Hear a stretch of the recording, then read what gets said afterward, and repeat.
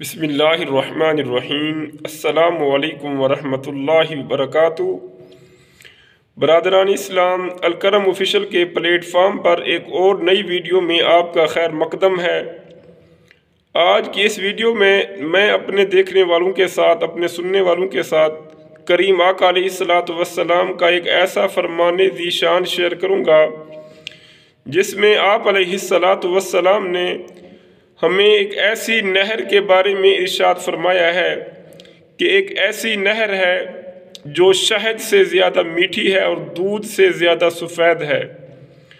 تو ایسی نہر کو کیا کہا جاتا ہے اور یہ کس صاحب ایمان کو، کس خوش بخت کو اس سے سیراب ہونا نصیب ہوتا ہے؟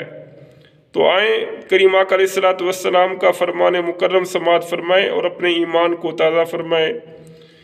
کریم آقا علیہ الصلوۃ والسلام کا فرمان مکرم ہے کہ ایک ایسی نہر جو شہد سے زیادہ میٹھی ہے اور دودھ سے زیادہ سفید ہے، جس کو رجب کہا جاتا ہے۔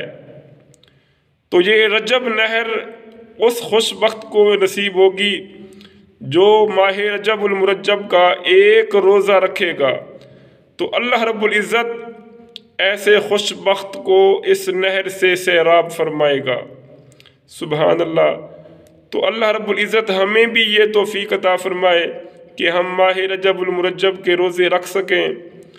اللہ رب العزت ہم سب کو عمل کی توفیق عطا فرمائے، آمین بجاہ النبی الامین۔